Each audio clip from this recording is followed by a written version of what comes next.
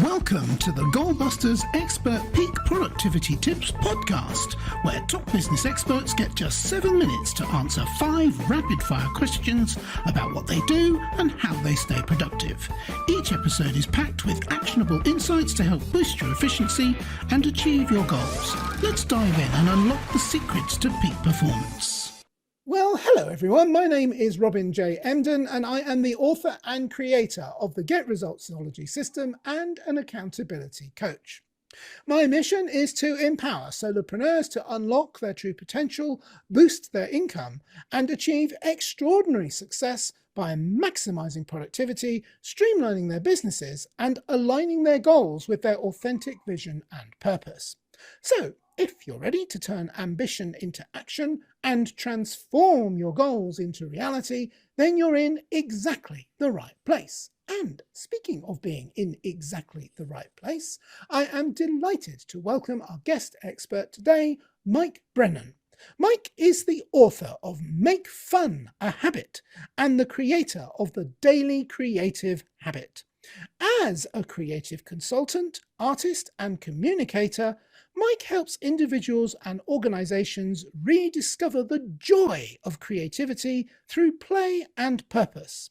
His work features in places like the Ronald McDonald House and Idea Museum. Mike's mission? To make creativity and fun part of everyday life for everyone. Mike, welcome to Goalbusters. Thank you so much. It's a pleasure to be here.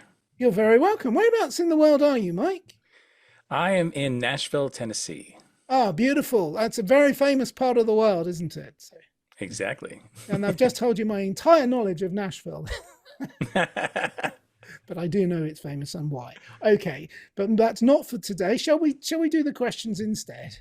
Yeah, let's do it. All right, let's get the clock up on the screen. And there we go. Mike, could you tell me, please, who is your ideal client? My ideal client is someone who is stuck and struggling with their creativity. Perhaps they've lost some joy and they need to rediscover it because they love what they do, but they somehow lost it. Okay, and that segues beautifully into the second question, which is what is the problem that you solve? And maybe if you'd like to expand on that, that would be brilliant. Sure. Yeah, I think a lot of times people end up with what they call blocks, or they can't show up consistently for whatever creative acts they're trying to do, whether that's personal or professional. And they find themselves in this place where they're kind of flirting with their creativity, not really getting any traction, not accomplishing the things that they want to see done, their creative goals. And so what ends up happening is they end up spinning their wheels, or they end up putting on a shelf for a really long time. And so I love to come alongside these individuals and help them, sharing my own story and journey experiences, as well as a method and a process that can actually help them start to get some of that traction and then be consistent so they can start seeing the results that they truly desire. Excellent. That indeed expands on the point brilliantly and explains it very well. Thank you for that, Mike. So, what is one valuable free action that our audience can implement that will help them to start working on solving their own problem? Yes, I love that. And you actually use the word start. And that's where I would say start small, because I think we all have a big bias. We want to see big blocks of time. We want big budgets. We want big results right away. And what ends up happening is that we set ourselves up for failure before we even start. And so we end up with all this pressure that's driving us. And so because of that pressure, many people don't even start. They daydream, they procrastinate, they put it off. And it's like, pick something really small, really manageable, and start there, and then build on that. Let it be something that you can come back to again and again, as opposed to something where maybe you exhaust yourself, kind of like going to the gym, right? People exhaust themselves going to the gym for maybe the first time, or they haven't been in a while. And then they're like, I can't do this. This isn't sustainable. And so they stop the whole thing. So start small. Yes, but start. That is the Exactly. critical point, which you picked up on beautifully there and elaborated on too. Thank you. I don't need to add to that. You said it better than I could have said it. So now that we have a better understanding of what you do, Mike, let's dive into goal busting, focusing on how to maximize productive time once you get started on how to achieve your business goals. So can you share any tips or advice for someone looking to improve their productivity habits? Yes, I think you need to be really intentional about what it is that you want to do. Be clear, have a goal that is very defined, and then start with the end in mind. Honestly, reverse engineer what that would look like, so that when you break it down into smaller, manageable tasks, then you're able to move through that and not feel overwhelmed. So I think it's important that you really spend the time up front thinking, asking questions, following curiosity, really defining what is it I desire to do right now? What does that look like? And be as specific as you can be. Yeah, it's almost like you've been ferreting around inside my mind, although I'm sure you've been doing this for years, but it's exactly what I tell people to do as well. The reverse engineering is so critical, but you're right. Once you start with the end in mind and you reverse engineer it, but then you've got the issue of, what we've already said, which is you've got to actually start. And so you need to think about that too.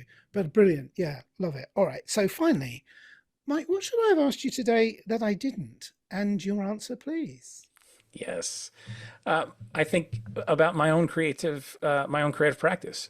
I show up every single day doing some creative act, whether it's a drawing, painting, branched out into writing as well, and that is something that helps me keep in touch with myself. It helps me move forward on the projects that I want to do. I just released a new book called Blue that came out of that practice as well. So it's something that I don't just talk about, but I actually do. I'm a practitioner of my daily creative habit.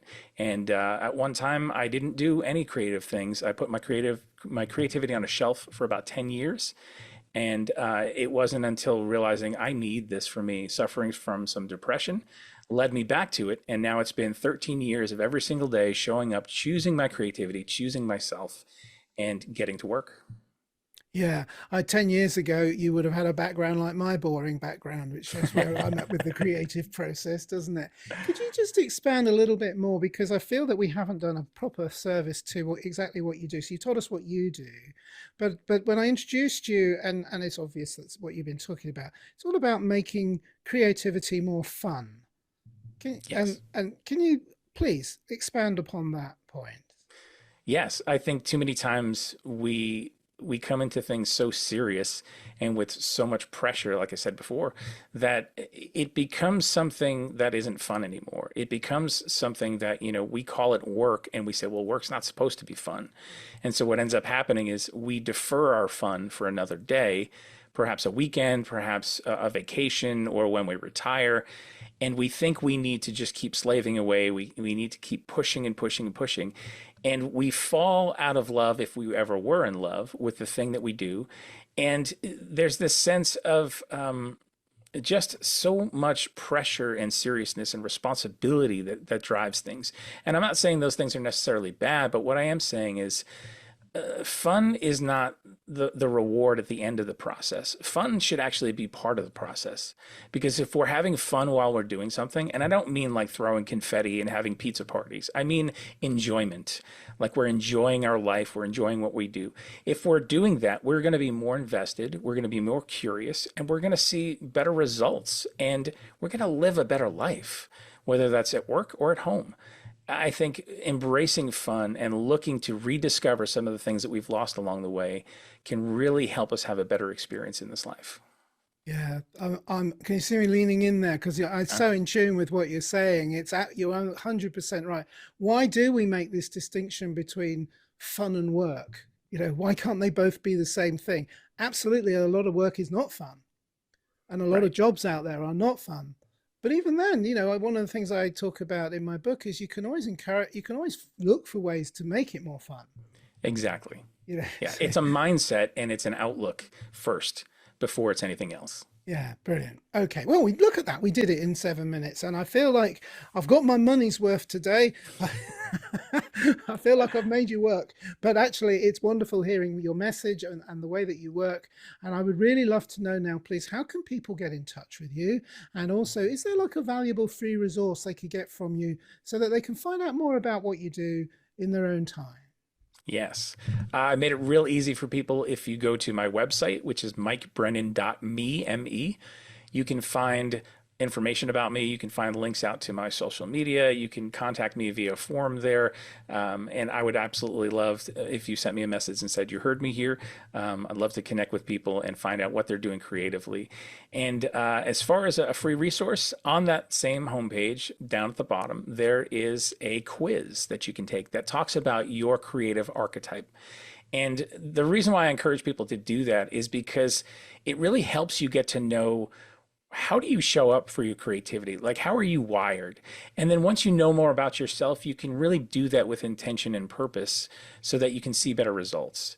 Instead of kind of guessing or floundering around, the quiz really helps you define, okay, here's what this looks like for me. And maybe there are some other people I need to partner with that have different skill sets or different ways that I can collaborate with people to really have a better experience even within creativity. So that quiz is right there on the homepage.